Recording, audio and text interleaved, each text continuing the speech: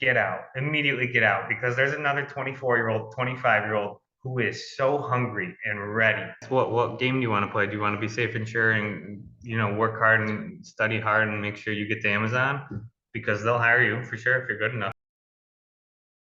We got Ian, who's a software developer at Boeing, who studied physics and is interested in investing in finances.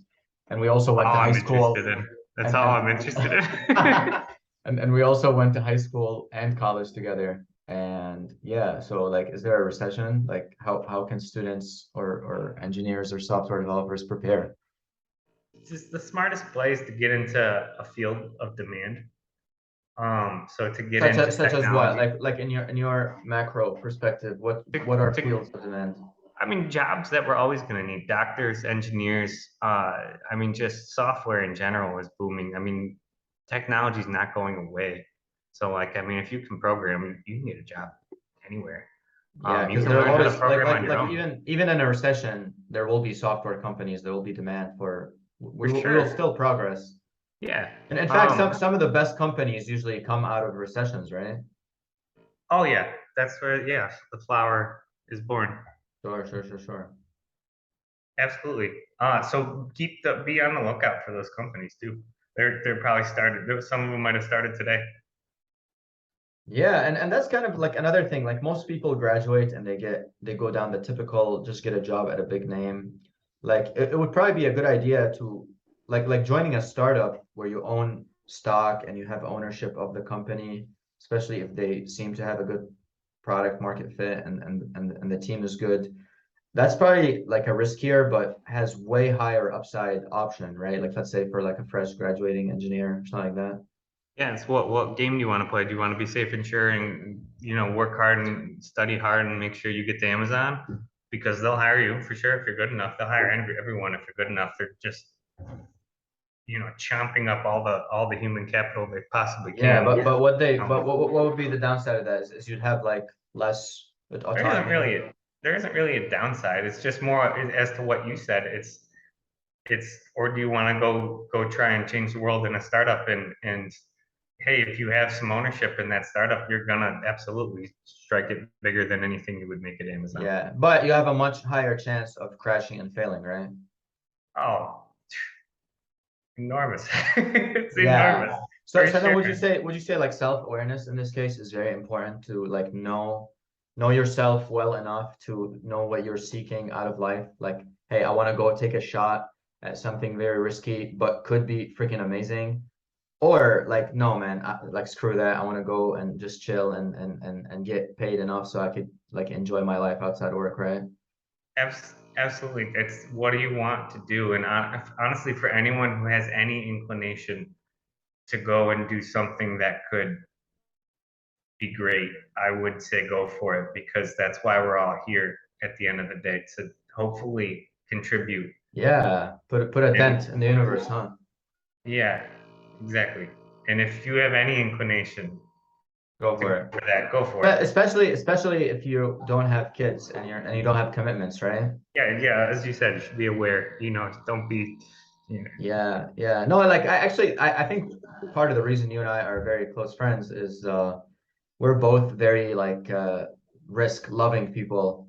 yeah, And a big part of that is that like we don't have kids, we're not married, we don't like we can crash and burn like a few more times and we'll still be okay, right? yeah. Absolutely. Yeah. We're gonna survive. I think that's very important because like I think it really just comes down to self-awareness. Like, hey, my heart is saying, man, this job ain't it. This is not what I want. And Yeah, you go and take a risk, but you have to accept the larger probability of crashing, right? yeah. So, from a personal perspective, this is purely anecdotal. If you believe in yourself, you'll succeed. If you don't, if you ever think there's a chance that it might not work out, get out. I remember I was listening to some podcast or whatever talking about Uh-huh. UFC fighters, and You know, people who have already been through the ring and maybe are like 32 years old, 33 years old, and at least coming towards the end of their career. And they're ever considering retirement. Uh, get out, immediately get out, because there's another 24-year-old, 25-year-old who is so hungry and ready. And they're going to come in and they're going to destroy that 32, 33-year-old who has any doubt in his Oh, mind that doesn't want to be in there. So if you ever don't believe in yourself or think it might not work out, get out. Don't even bother. You have to have unwavering belief in yourself, your idea, and um, just to even have a chance to succeed. So yeah. But I mean, what, like, someone might hear that and think, well, but from a probabilistic perspective, that may not owe it. Like, for example, someone like Jeff Bezos, I remember in his early interviews, he would say, when I started Amazon, I gave myself a 30% chance that it would succeed. And his reasoning was that by accepting that there is a possibility of failure, you remove the fear of failure and you just become so focused on the action. So what are your thoughts on that? I think that's exactly what you should do. Remove the 70% that it might not work out. If you only focus on, regardless of whatever that number is, 30%, Oh, okay. 1%, but if you solely focus on that success, that's what you're focused on. I think it's going to come true. Either way, you can make those numbers up however you want to make them up. If there's a 1% chance you succeed, but if every single day you're focused on that 1% chance you're going to succeed, I think you will succeed. Yeah, and I think Elon Musk also famously says when he started Tesla, he only gave it a 10% chance of success, but it was still Yeah. worth doing. But he laser focused. He was working every waking hour, laser focused on that 10%.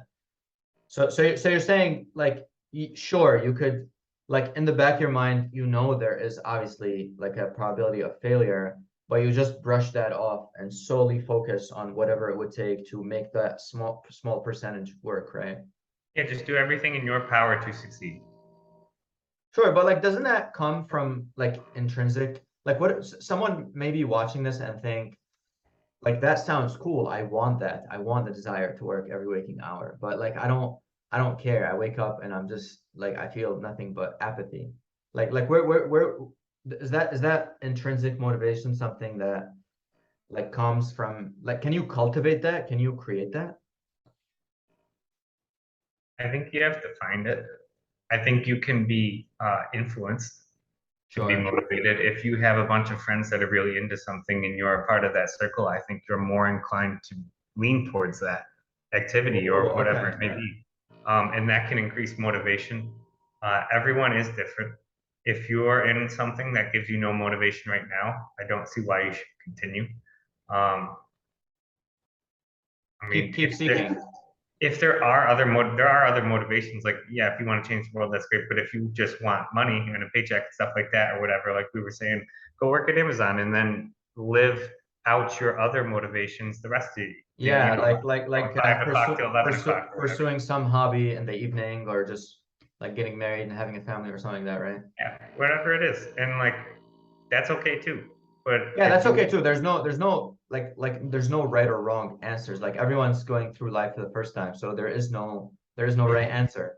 yeah, every single day, each one of us are just a little less wrong. So Sure. So you're saying I actually like what you're saying. You're saying if you're not motivated, try to at least place yourself in an environment of other people who are motivated. absolutely, that should be step number one, regardless of what you want to do. You want to be around happy, positive people that also believe that they're going to live a good life and a happy life, and that they are. That's crucial. If you're around people all the time that are like tired and don't like their job and complaining and stuff, just get out of that Yeah, environment. yeah, It's get not going to out. help you. Like complaining about salaries not being high enough or Whatever like they want to complain about, you can it's a glass half full, glass half empty. You can look at the same thing and one person can complain and one person can be grateful. Why not be the grateful how one? how important is gratitude and career and life in general? Incredibly important. It's happiness is a skill. happiness is a skill, right? You can Yeah, cultivate that. How does how can someone cultivate that skill? Is it through gratitude, like reminding yourself every day of what you have and being grateful for it? that's a great method. Like a To gratitude get practice, better at it. an alarm goes off every day at 9 p.m. and you drop whatever you're doing for 30 seconds and think about what you're grateful for, or say out loud what you're grateful for. Something as simple as that could be a like mood altering at least, right? Absolutely, for sure, it will be mood altering. Sure. Something as simple as that. I mean, there's so many different things you can do. My advice is just be as healthy as possible. Find the right So influences. physically healthy. Everything. Yeah, mentally, physically, spiritually, emotionally, all that good stuff. Yeah. So sleep, diet, exercise, meditation, right? Yeah, do those four, you'll be good. If you do those four on a daily basis. Yeah, and for anyone who doesn't do those four, pick one and start with that. Yeah, wouldn't you say sleep is the most important, like to recharge your Yeah, but thinking I think brain? yeah, but I think good sleep comes when you're healthy. I think the healthier you are, the better your sleep will be. So I think you could start with diet, or you could start with working out. I think working out is the Okay. easiest because anyone can go to the gym and work out that day. Diet can take a little more energy because it could be a little more time consuming. You might think you have to do research. In reality, you don't. Just don't go to Well, McDonald's. however, But I think that diet, like improving working out is additive, but improving diet is subtractive. So once you say diet, in theory, it could be easier because you just got to eliminate something and just go on with everything else rather than like add on a new routine or something that I consumes think time. I think a lot of the times it's tougher to eliminate a bad habit than it is to Sure. add one. So literally, like I'm saying, just working out is something you could sit here. We could both, anyone listening, everyone can stand up or get on the ground and do push-ups right now. It doesn't cost any money. It doesn't cost any setup. Yeah. Maybe Wow. you can't do a push-up. Okay, well, get down, figure something out. Figure something out. You Yeah. can you can do anything. It's just something that's real easy, and honestly, you should pursue pain in life, because every second you won't be in that pain will make it feel so much better. Because if you're pursuing pleasure every second from Oh, I love that. watching TV and junk food and things of that nature, like every other second you're not doing that isn't going to be as great. And if you're pursuing pain, then after you're working out or you went for a run or things that are difficult and hard to do every other second of the day, which is like 90% of your day, because you're not going to be working out, for 6 hours. I hope not. Is going to feel so much better in comparison. So, um, that'd be my advice. Working out is the Wow. easiest one to start, but yeah, diet's huge. Yeah. So just like Exercise is huge. just get healthier and that will start producing good thoughts. And obviously the other important aspect is do all you can to be in a better environment where you have more motivated people, right? Yeah, I'm a big believer that your environment is attracted. You are attracted to your environment. In the sense of when people are in a bad place, they're just sort of attracted to a bad environment. And it's like honestly, I I'm only 26 years old, so I don't know for a fact, but I almost feel like there's nothing you can do but try and change your energy and try and be healthier and try and uplift yourself out of that environment. Yeah. Um, the healthier I am, it just seems like things go better. I'm luckier. I get Well, luckier. you make better decisions, right? Man, you make better decisions, and you don't know why. You don't know why some days. Yeah. It's one of those things where like some days you're on, and some days you're off, and but more days, the healthier you are, more days More days you're you're on, on. for I sure. actually, that's so funny you say that because I recently have been like doing really well with diet, exercise, meditation, sleep.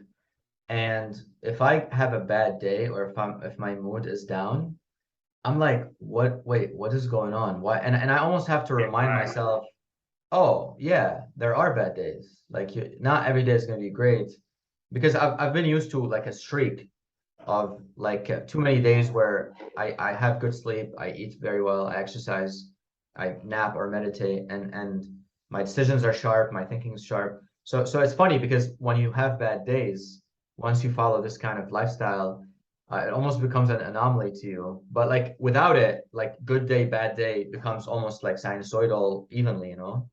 For sure.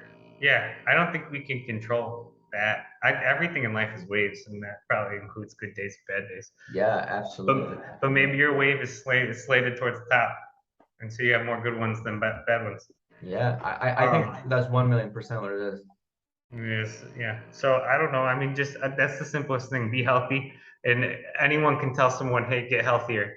But like, I don't know. It's just start by working out. That's my advice for anyone who's Yeah, interested in actually, being healthy. another thing I want to talk about is you, out of many of my friends. What are your thoughts on social media? Do you have do you use Instagram? Do you use TikTok? How much I love your conniving smile. like how much time do you spend on TikTok and Instagram and all that? I'm on TikTok like 6 hours a day. No, I don't have any social media, dude. Um, Okay, I when I was younger, I got into YouTube probably around like 2011, 2012. sure. And I watched quite a bit. Like I went through playing video games and I noticed, hey, people are posting their gameplay on YouTube. So I started watching some of that and kind of got hooked. So I watch a lot of YouTube. And that's really the only social media I use. And I think it has its perks. And for me, it's my entertainment. I don't watch Netflix or Hulu or Disney Plus or any of those streaming services. And you don't like restrict yourself. You just don't care enough to, right? Like you're interested in putting that time elsewhere. It's not like you're There are times where I can like overdo it. You know, I might watch one too many videos, and a lot of the times that kind of stuff happens. Like, say when I'm eating, if I'm eating like chips or something, like I'll overextend and try and continue this like sure. pleasure. But in general, no, I only use YouTube. I don't use. I've seen a lot of people on Twitter just. I don't know. I grabbed my buddy's phone one time and I was scrolling through the feed, and after like 20 minutes, I was like looked up and I was like, where the hell am I? And I was like, what happened? And You're on the internet.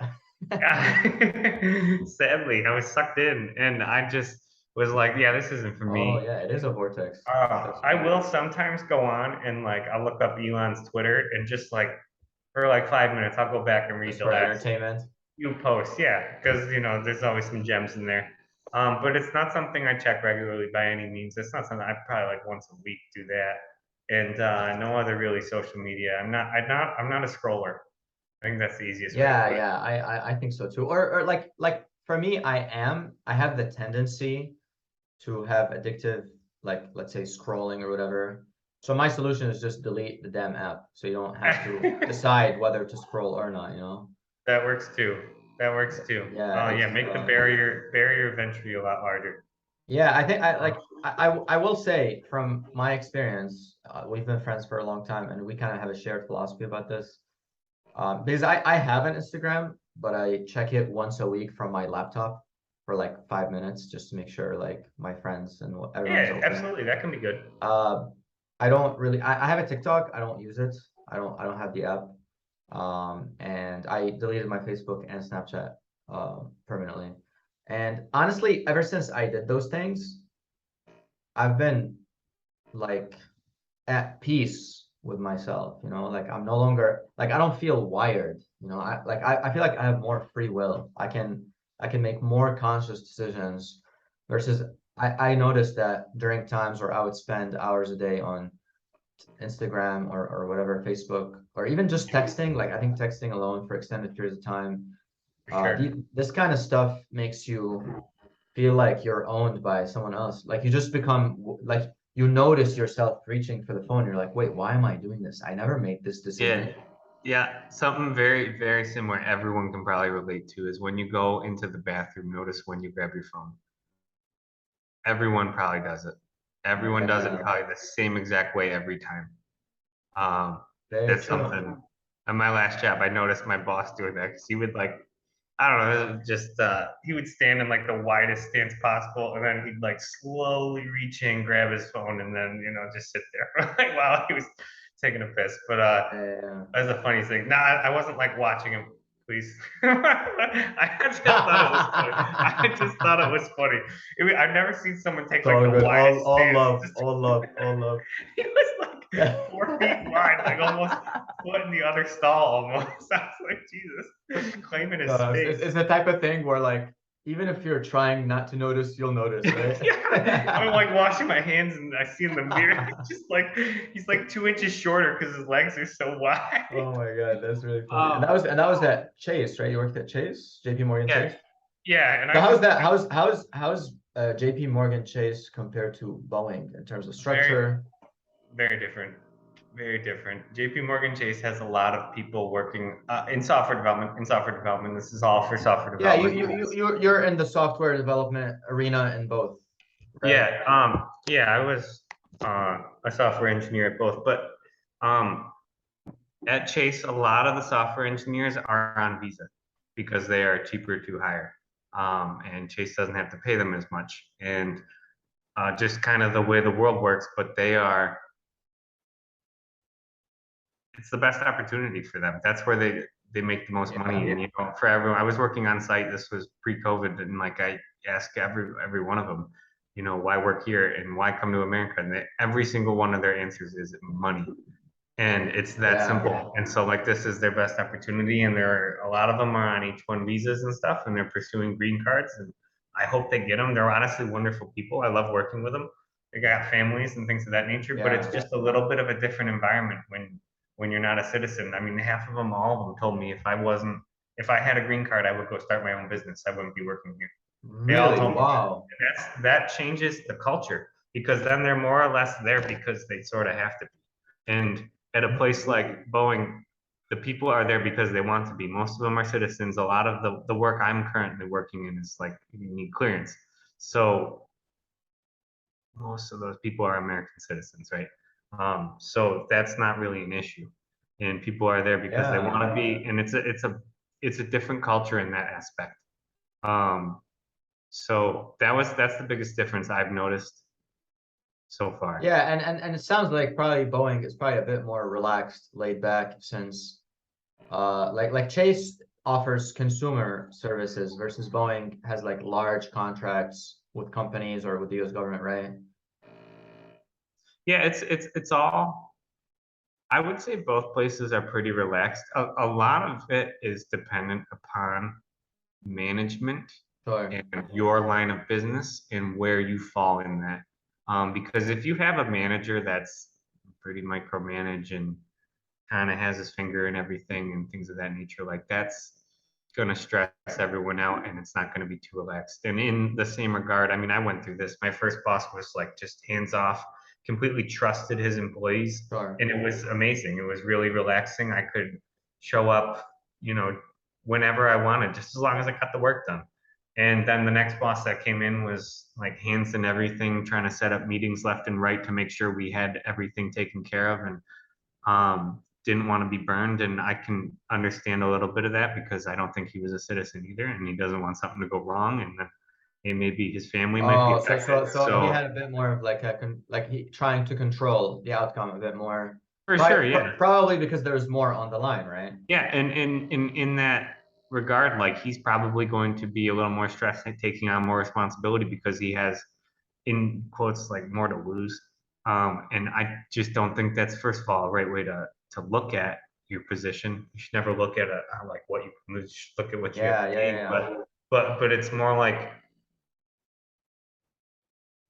when it comes to citizenship and things of that nature, I think people are just more relaxed in general, and that energy like Yeah, emanates from your of teeth and course. the other. If you don't even have to worry about like if you're at a job or at a country where you have to on a daily basis consider the realistic probability that you may not be able to stay here too long or you may not be able to keep this job too long, that will add like a extra layer of stress, right? Like even subconsciously, because in the back of your mind, you do have something to lose versus like if we're US citizens and we work somewhere where that is never really an issue. We like there's less to lose, hence you're like more relaxed, right? Yeah, I would say so. There's always something in the back of everyone's mind. Yeah, that's very true. Try try to make it not so bad, like not a bad outcome. Like, like I don't think you can completely eliminate fear. You got to be like Buddha, do that shit. But Yeah, what are your thoughts on Elon as an entrepreneur, as a tech tycoon? I was gonna say post podcast in our feedback section we should put less Elon references. That you had into an Elon question. What do you think about him? Obviously he's the visionary. He's a great guy.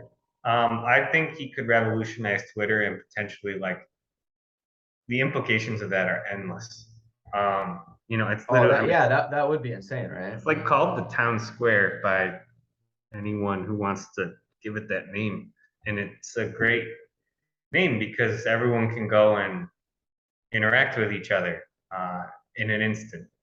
And so, like, I think the possibilities with that are endless.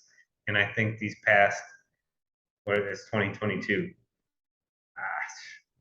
6, 7, 8 years have been rough for Twitter users. And I don't see people a lot of the time getting a lot of benefit out of Twitter. I think for sure there is some, like not like some. I think there is a lot of benefit from Twitter. You can see a lot of, for instance, when it comes to like I love investing and things of that nature. I can follow 10 brilliant investors from large popular brand names like Ray Dalio or things of that nature to smaller people who put in the same amount of work in follow markets, but aren't as well known or maybe haven't been in the public spotlight. So I think you can get a beautiful, like nuanced perspective from everyone and put it all together. And I think that's incredible. But I just think there's a lot of things on Twitter that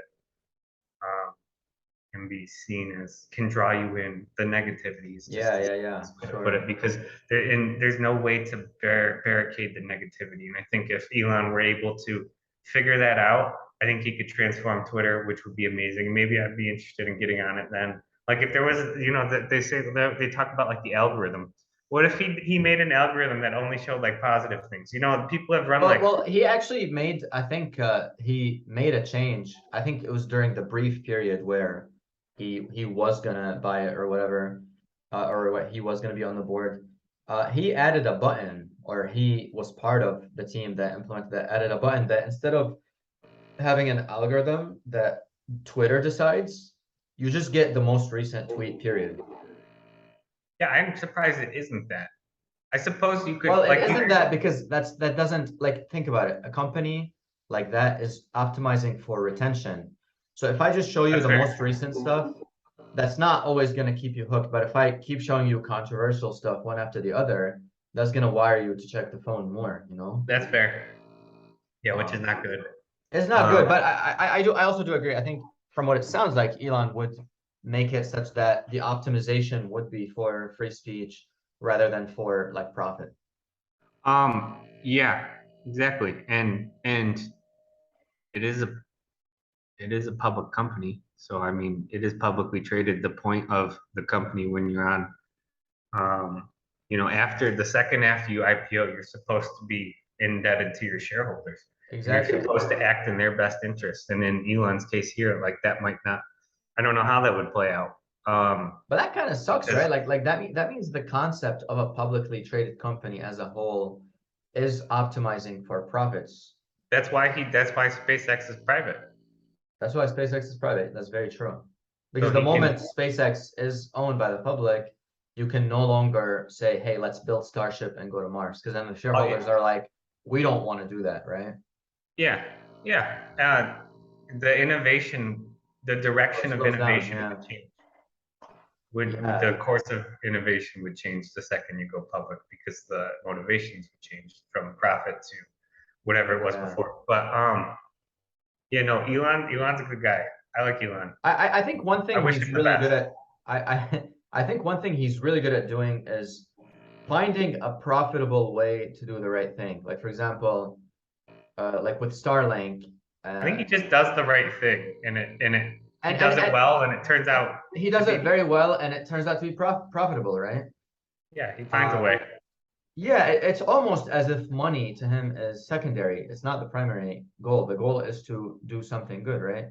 Yeah, I don't think it's, didn't he like set the share price to like $54.20? So there was like 420 in it or something. I don't think money means much. Yeah, and I think a big part of that is influenced by Benjamin Franklin because I read Ben Franklin's biography lately, and Elon references it quite a lot. Or And Ben does he? Franklin preaches like be useful, be useful, be useful, work hard, be useful. And I really think that strongly rubbed off on Elon, where it's just he's optimizing for how can I be most. And again, this is based on what I see, right? Like I'm this is based on our perception, and there could be a bit of projection there, but it seems that he's optimizing for highest use. How can I be of most use to the world rather than how can I make the most money? But ironically, a byproduct of that is you become the Yeah, richest person in the world, right? yeah. Ironically, I think the way to get the most money, like, absolutely. I mean, some wise person once told me that like the only way to make money is to bring value. The amount of money you make is a reflection of the value you provide to others. Sure. Um, because money is, you acquire money through a transaction, and like that means you have to give them something, and so you have to give them something of value. And I think just in Elon's case, he provides a lot of value to the world, and if everyone would strive to do that and worry less about the money, I think we would go a longer ways. I think that's another reason why, like, charity. I think charity will pay itself back in dividends. Like if you're willing to give away money um, towards like the right causes and things of that nature, I just think it'll come back around to you 100%. Maybe Yeah. twice, three times. Assuming you give it to the right people, right? Because some charity organizations, I think the only problem with charity is that there's no feedback. Like you give money away, but you never hear what that money actually did or what was But done that's with it. that's why I think when they get that large, I think you start your own foundations, and then you're sort of in control of them, and then you Yeah, definitely will be getting feedback because it's your foundation. yeah. Okay, of course. You appoint the people you want to be working on it. Maybe people who are wonderful people that want to help and don't have like a profit mindset, things of that nature. And every charity is different. I don't know. Yeah, absolutely. So are there other people that you look up to or people that you found inspirational? Because you've read a ton of books, especially in the last year and a half, 2 years. Who would you say are some people that you kind of use as like heroes or North Stars or people that you are at least inspired by or learn something from? Jordan Belfort. Okay. Is that a serious answer? No. I mean, I could say Leonardo DiCaprio. I'm in love with, like, I am attracted to, just as I think everyone is to some extent. I'm in love with greatness. I think when people push the boundaries of Yeah. what humanity has achieved, I think that's like sort of our ultimate goal.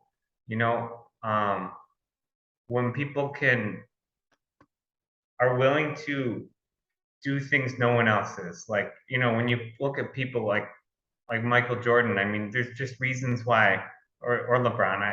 I don't care whose team you're on. Like, if you look I at I both of I them, I it's like I just like I like Michael Jordan more.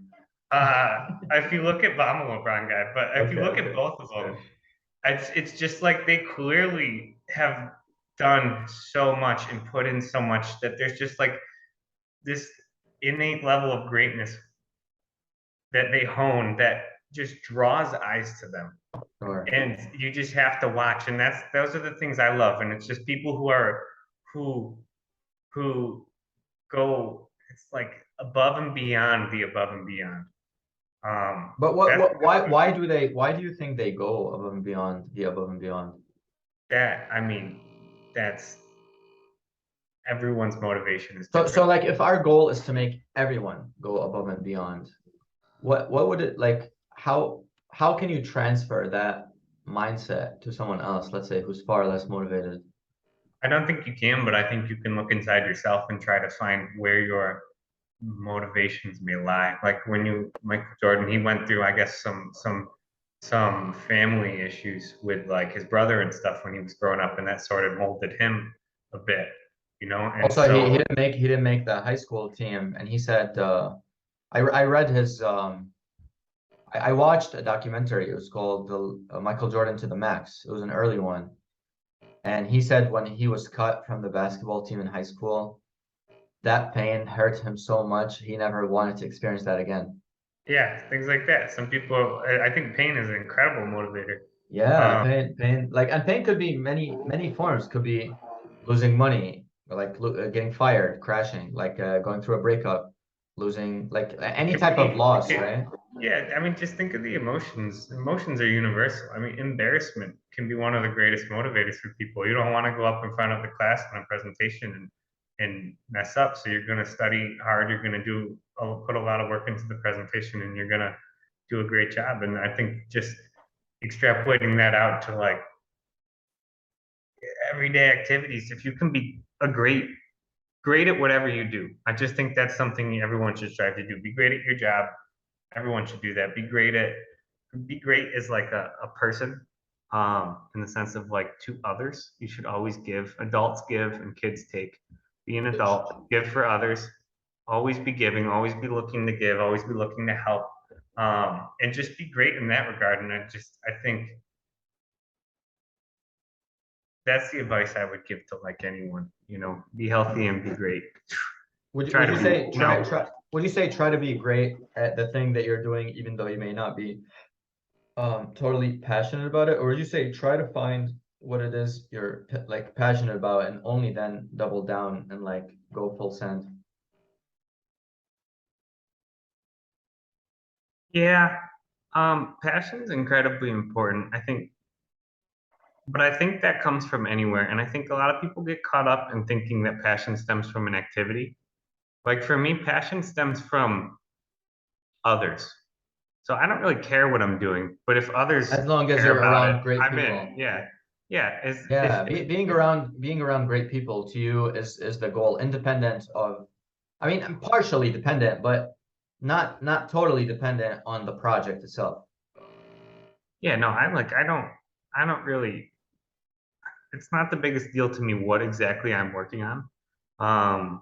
Whether working in the cloud or I'm working on AI or something like that, like it doesn't matter to me too much. It's more the people I'm working with, and that's the reason, why I'm working at the company I am, just because when I was interviewing with everyone, it's just like these people really stood out. I love their energy. They were super engaging and happy, and laughter in the interview and things of that nature. And I just love the vibe, and that's why I joined them. And like, wasn't really, obviously I tried to get as much money as I possibly could from them, but it's not, I Yeah. didn't make the decisions financially. Like, It was because you like the people, you got along with the people. yeah, the banks offer more money. So like it wasn't about, but the banks are like, again, it's a different environment. And in my case, I had already worked at a bank, so I wanted to try somewhere new and see. Yeah, yeah, I do agree. I mean, I have worked at, well, I've interned at like, I don't know, three different, four different, five different aerospace companies. And I think the biggest advantage is aerospace tends to be uh more relaxed and more about like doing cool work and less about just chasing the biggest buck possible, you know? Because you're right, the people who are only optimizing for the money, they usually go into finance or they go into banking. But a lot of people, for example, that go into aerospace engineering, very often they're just trying to like do cool work, right? Yeah, a lot of the aerospace industry is definitely filled with people who have a passion for it, which I think is amazing. And Yeah. I think that's going to serve the industry really well. Well, it's also a niche area, like like airplanes or spacecraft. You gotta like that stuff to specialize in it, right? Yeah. Yeah. I mean, yeah, and I think it's real easy to like, which Yeah, helps a bunch. because it's cool. It's cool, right? It's awesome, right? Absolutely. It's changing the world one day at a time. I mean, think about the world before airplanes. Think about Yeah. Orville, right?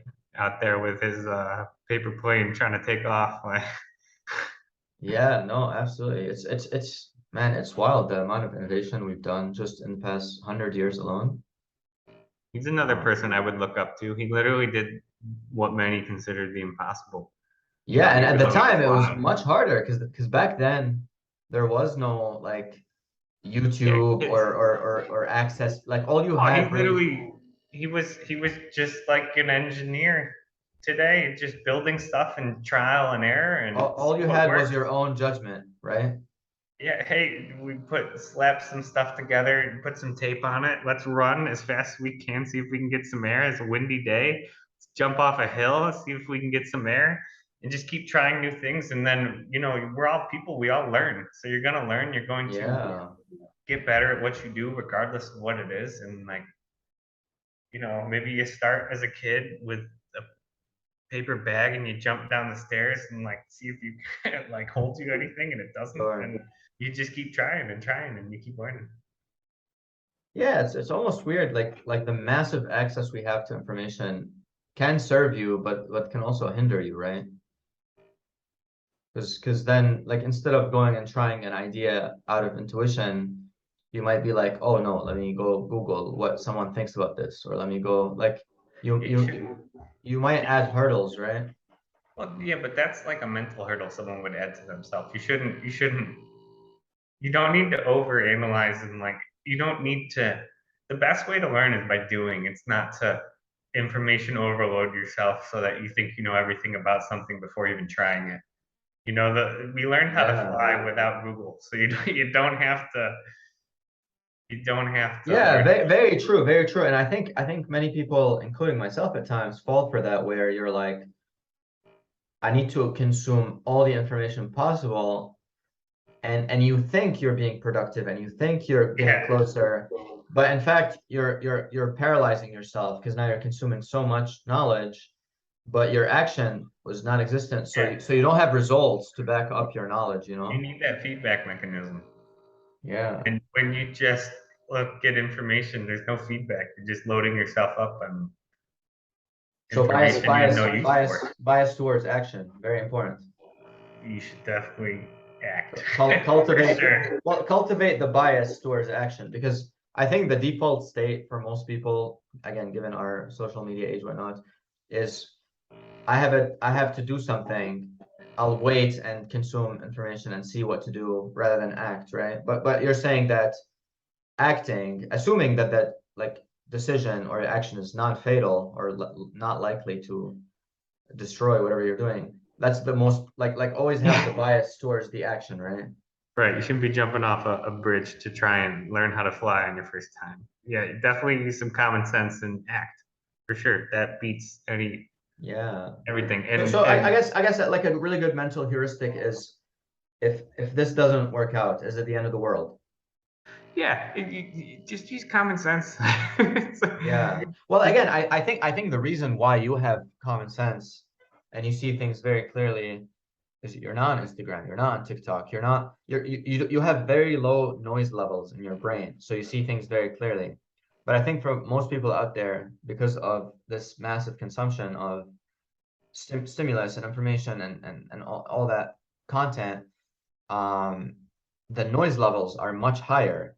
So things are not so clear. Like common sense doesn't become common practice, right? Because the noise levels are very high. So I mean like the certainty which you're describing, how obvious it is to make some decisions, to me alone is proof of how beneficial it can be for someone to spend as little time as possible, like scrolling on TikTok, you yeah. know? What do you like? What do you truly learn from TikTok? I guaranteed my mom has showed me, she'll watch like cooking videos and dog videos and Yeah, stuff. things And like yeah, that. she'll show Yeah, me a little recipe she learned and she'll make it, and that's wonderful. sure. So I definitely think there's benefits for sure. But for the people who, watch for an hour straight and then look up and they're like, they just got a massive pleasure boost. Now the rest of their day feels like Yeah, now no matter what you do, nothing. neurochemically, your dopamine levels have just gotten depleted. Yeah, So you it's just used it all on TikTok. Why would you do that? no, it's more like no matter what you're gonna do, is not gonna be nearly as interested because your baseline has dropped, you know? 100%. Why would like you only have so much of these like neurochemicals or Yeah, whatever yeah, they are. yeah. I'm not versed in this stuff, but you only have so much. Why like pick and choose it wisely what to use it on. Uh, I always Uh, say chase. I always say chase the things that make you smile. Um, if you really think about it, food does not make me smile. I think it can taste good. It can really yeah. be amazing, but like it Oh, doesn't make me smile. I can tell what makes you smile. Can you? Yeah. What? Well, I was gonna say being around great people. Yeah, absolutely. Like it's Yeah. very tough. I'm just like naturally, I can't take a smile off my face Right. when just like in talking with people. It's just like Right. I don't know, the energy is so much better and it's wonderful. And just things like eating or watching TV. Yeah, you can laugh at something, comedy and stuff like that. Usually, it's from what someone did. Usually, that's what Sure. you're laughing at, Sure. which is people related, anyways. But I'm just saying, it's just like chase the things that make you smile. That's what I would say. Yeah, absolutely. Absolutely. Man, and I'll be honest, this is probably why you and I get along very well because we're both very kind of hyper optimists, hyper glass half full type of people, right? And that kind of it's amazing to be around other people who are like that as well because then you kind of you feed off of each other, you know? Oh, 100%. 100%. You want the people that are. My grandma was always like a pragmatist, and I told her like I would much prefer to be delusionally optimistic than realistic, because I think being realistic is almost limiting yourself in its own right. So Well, you'd rather be optimistic and wrong than pessimistic and right. I think if you are going to be pessimistic, you probably are going to be right. So Oh, 1 million%. I mean, whether, there's a quote by Henry Ford. He says, I was going to say whether that. you think you can or you can't, you're right. Yeah. Yeah. So why not be optimistic? Why not choose to be right in that regard rather Yeah, than and even if you observe and look at the facts and you see that there are some risks and there are some concerns, you could still look at that with a optimistic attitude of okay, we've identified what needs work and we'll do it, no problem. Um, I think actually there's a book I read. It's has the catchiest title ever. It's called The Science of Getting Rich. great book? Yeah, I did recommend it to you, Heard right? of it. Heard of it. Yes. It's an amazing book. I love it, and it has very little to do with money or getting rich. It's more like a just a book about life and mindset. And he talks a lot about like I mean the things we mentioned previously, gratitude and whatnot, and focusing what you have. But the more important concept he talks about is that like you have to fix in your mind that the world is advancing. That yes, there will always be issues that we can solve, but from a macro scale, 500 years ago, people would get burned for saying like the Earth is non-flat, or like 2,000 years ago, people would like humanity has progressed like dramatically, and yes, we still have issues. We still haven't Yeah, fully gotten we've there. progressed from burning people to just canceling them. So we're making progress. That is progress. it in a way it is, and we've progressed It from is like honestly. fist fights like back in the day, you would go and punch someone in the face. Now you can't like say You just tweet at them. Yeah, much better. which in a way is progress, you know?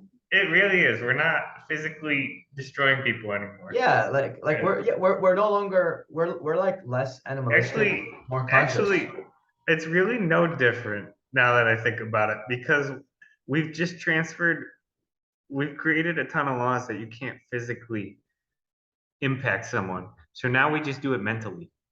Yeah. So the core emotions have not changed, right? Like we still feel resentment, jealousy, fear, all these But think things. about it. If someone hits you, assuming you don't die or like fatal, to the point where you're never going to recover from something, you're going to be fine in a week. Maybe you break your jaw or something is a month. But like, I don't know. words can last a long time. Yeah, Words can words sting can and last a sting. long time. So in my opinion, like some of the mental stuff can almost be worse in some ways. And in the Um, long term, right? yeah, and everyone knows people who like hit each other and then like worked it out and are friends now.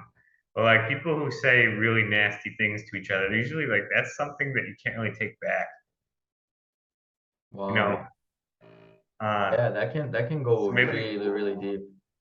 yeah, words cut deep for sure. That was one of my favorite fortune cookies I've gotten was that kind words can. Is that why criticisms are like dangerous? Because if you criticize someone in the wrong way, you could kind of pierce through them essentially for a long period of time. Yeah, yeah, every like interaction we have with each other impacts each other, whether like you believe it or not. So if someone tells you something like negative, it's going to impact you whether you believe it or not. There's nothing you can do. It's just the way we're wired. Um, and so you just shouldn't criticize people. I mean, I'm a believer we all live each other's lives. Like we're all one. So in my eyes, like if I were to criticize someone, I would just be criticizing myself. Why would I? Is Why, that the unified field theory of the Stesniak?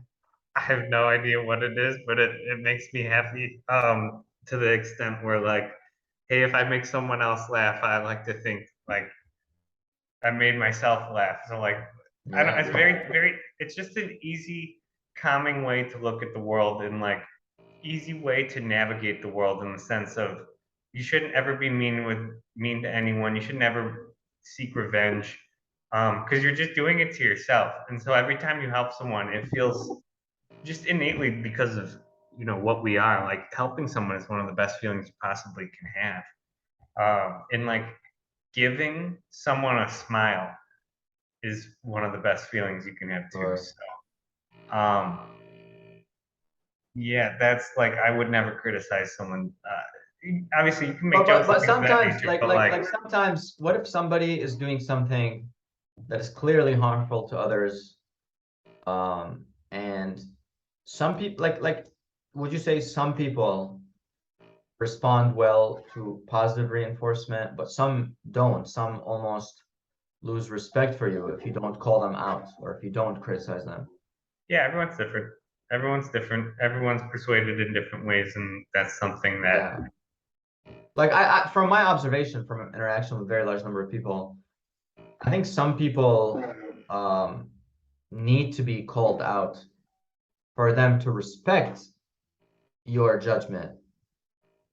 I don't yeah, know. probably. I don't know why their brain is operating in that type of realm, but I think it comes from I don't know what it comes from, but I've definitely noticed that. I've noticed, like, for example, I worked with students and I worked with other people where if I try to give very nice, constructive criticism and I'm like, hey, yeah, you're doing great, but you could do this tiny thing better, that tiny thing does not get better. But if I were to say, like, hey, I'll be honest with you, this is nowhere near what we need to be doing, and like I'd be a bit more serious about it. What are you Um, stupid? Well, I wouldn't go that extreme, but No, I'm just kidding. the feedback I would get from that person is they would say something like, "Thank you for the kick in the ass. I really needed that," and they would Yeah, get the job yeah, done.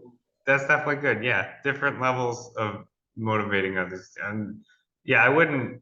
I think for sure. I think you hit the nail on the head. Would you say like try to like how can you get better at probing what type of motivational technique to use with people? Practice. I have no answer other than that. Just Yeah, like practice and be aware of what you're saying and how they react. yeah. I I'm not an expert in that. I don't know the answer to that. You should answer. How important are soft skills for engineers for anybody trying to like start out their career, for example? In software, the most important thing is communication because if you are disconnected from someone else in the sense of like where you're going, what needs to be done, what we're talking about, what the goals are, what the changes were, little things like that can completely derail uh, an interaction and set you back. So it's like, even if you're the best programmer in the world, if you can't communicate what your programs do, how they can help others, what they're capable of, what they could be used for, little things like that. If you can't communicate to the extent where you can collaborate with others, um, it's just going to hinder you. And some people work very well alone and can honestly handle a ton alone, but it's just like, it's a lot easier and, in my opinion, better when you can work with others and collaborate. And then you always have like a safety net and like a support team, support group, and just support in general. And I think communication is number one for sure. It's almost as if your quest in career and life is to find the right people and surround yourself with the right people. Um, is that what this shoe dog book says? I just got this. Oh, you got that. You recommended that. Yeah, I was gonna Oh, start it tonight. I love that book, man. That book spoke to me. That was Did it? much, yeah. Oh, I just finished reading it a few days ago. It was, I mean, if you like people who did something great and pursued something that was against all the odds, that's definitely there. But the part that I enjoyed the most is the way Phil Knight describes it, founder of Nike and the author of the book, is it was all a search for connection. It was never about the money. It was never Spoiler about. alert. Well, I think just through he says that in the very first No, dude. chapter. No, because the book starts out with It him says it in the traveling. first chapter. Literally, Okay. the book starts out with him like at 24 years old, leaves like gets whatever money he can, and he grew up in Oregon, and he moves to Hawaii just to go on a quest. And then from Hawaii, he goes to Japan, and then he goes to Egypt, and then he goes to Europe, and then he goes to a bunch of places. And it was all because he was seeking something. He was like at 24, he was so lost and he had no idea what to do. And he had a master's from Stanford in accounting or something. He had a bachelor's in something like I don't know, business related. So this was a person who was educated, who had the right name on his. He had a master's from Stanford, and this was, keep in mind, this was the 60s. So like this was a lot more impressive back then. And still he felt a little empty, and he embarked on a journey searching for people, and he met a girl there, and the girl broke his heart, and then he was like, okay, shit, this ain't it. What else is there? And then eventually that led to him founding a company, and like to 18 years of struggle, basically, of issues. So it's just a beautiful book because it shows you that, kind of like what we were talking about. I mean, Phil Knight, he was a billionaire. Nike's a multi-billion-dollar company. And it was built not in pursuit of money. It was built in pursuit of like purpose, meaning, and connection. Because money he could have just gotten with his accounting job. For sure. Um, that's beautiful. I can return the book now. Well, no. I, th- No, I no, think I no. think you need to live the story. I'm That's just, the beauty I'm of just it. kidding. Of course, it's 400 pages. I doubt you summarized 400 pages No, right no, there no, no, in no, one no minute. way, no way, no way. But no, I mean, you did a good job. Yeah, I think this will be good. And for sure, I was just curious. What was that? What was that one thing you said? That's why I brought that up. You said, "Oh, the purpose of Oh, I said the I said pursuit of your connection." yeah, I said your Something. your biggest goal in life is to, in life and career, or career and life, is to find the right people and surround yourself with the right people. Yeah. Yeah, for sure. That's what it. Yeah, and I personally think that if it's hard, like this is probably an advantage of the internet. Is this is probably why I make YouTube videos, is if it's hard to find those people within close proximity to you, um like either find them elsewhere, or create them, or put yourself out there in a position to be noticed by them.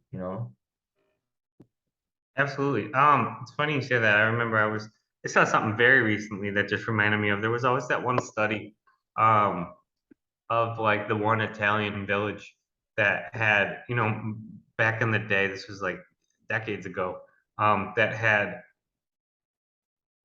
no, there was like a doctor that visited and realized that like nobody over the like the people who were about the age of like 65, like nobody had heart disease. And that was just a most common cause of death, you know. I think it probably still is today. But back then. And Oh, so is essentially that they did, Outliers by Malcolm Gladwell? it might have been. There's Yes, probably in yes. that. I think it's referenced like all over the place.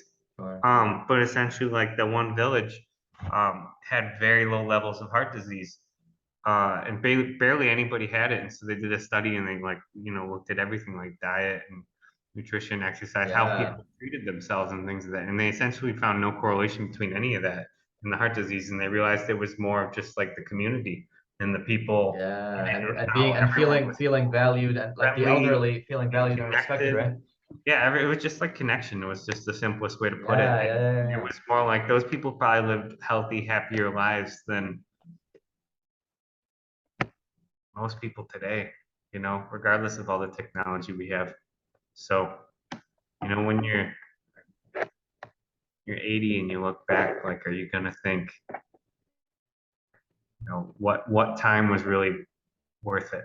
And was it the time you were on TikTok, or was it the time you were spending with your grandkids, or was it the time you were spending with your great friends? I don't know. You know, maybe it would have been the TikTok. I don't know. We'll see. I'm not 80. So, Yeah, I'm yeah, not either. not yet. I'll tell you, man, when I spend too much time on Instagram, I feel drained. I think 5 minutes is ideal because you check your, oh, my friend did this, someone's birthday, cool. Oh, my friend in Germany. Yeah, get in, get doing- out. Get Yeah, in, get yeah, what you need, get out. It's a yeah, mission. yeah, yeah. I love that. I love that. Yeah, Set yourself a it's like timer. it's Set like a 5 minute timer. yeah, I literally check it from my laptop on Saturdays usually. And then I just go and I'm like, okay, my friends in Germany are doing well. My friends in France are doing well. My friends in Egypt are doing well. My friends in Jordan, Iraq, they're doing well. My friends in Europe, Asia, whatever. Like I just check on my family. Like I just kind of scroll and I check some stories. And I'm like, okay, the world has not ended. Like the world seems to be okay. And I'm like, all right, see you guys. And I respond to some memes if like I actually get, Nice. Gotta respond to the memes. yeah, yeah, like I get memes, I respond to them. But it's like what you said. I get in, I get the mission done, Yeah. and I just like run away as fast as I can because if I stay a minute longer, I'm Yeah. sucked into the vortex. And then I think the other problem is that like we're conscious, but we're not fully in control of our minds. And I think what Instagram does that's so dangerous, I actually wrote an essay called Instagram Poison, where I Oh, talk about what makes Instagram so dangerous is that it uses like near perfect images of other people's lives. And your brain, even if you tell yourself, oh, that's just what they choose to show, like deeper parts of your brain cannot help but draw comparisons between these near perfect images and your current state of reality. So no one's gonna post their bad photos on Instagram, you know? Like even if you remove filters, people are still gonna post the right angles or like the right events or what like so your brain cannot help like even what seems like someone just doing something normally, very often they choose it in a way that presents them in the way they like to be presented. And the brain draws the comparison of their idealistic state to your non very idealistic day where you woke up late and things are not going well and you're alone and whatnot. So I actually think I think that's why I Instagram is very dangerous. It's very dangerous for your like well-being and for like just trying to not be anxious in general. yeah, you gotta be careful with that stuff. Yeah, yeah, yeah, absolutely. But anyway, that was my little rant on Instagram. Um, I still think it's a good tool. I use it once a week, but I think that's plenty to get caught up with other people, you know. These are all good tools, but they can be misused. Yeah, And honestly, they're tools. They're not. they're intentionally designed to get you. So it's Yeah. not easy. Yeah, yeah, yeah, absolutely. But hey, man, I want to ask one last question before we end this episode, and then hopefully we have Evan next time. Yes. Dude, I just want to say like where do you see yourself heading? What are you optimizing for? What are you like what when you wake up, what like where what keeps you excited? What keeps you motivated in life? Besides telling you like besides being in good shape, besides exercising, besides putting yourself in the optimal state, what is the thing that you think about and it gets you like to get up in the morning and do whatever it is you're trying to do? So I just arrived in St. Louis a little over 2 weeks ago. So I just started this new position in Boeing recently.